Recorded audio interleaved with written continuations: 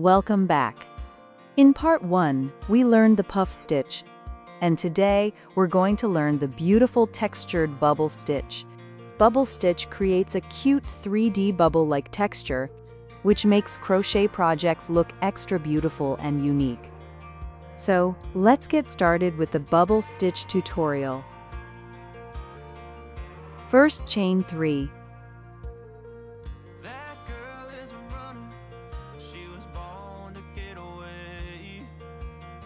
Now work several half-finished double crochets in the same stitch.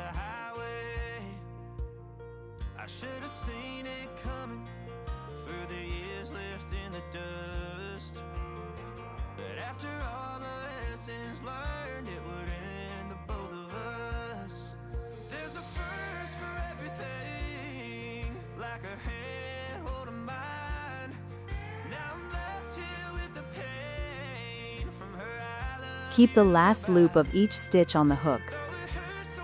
After that, yarn over and pull through all loops together to create the bubble effect.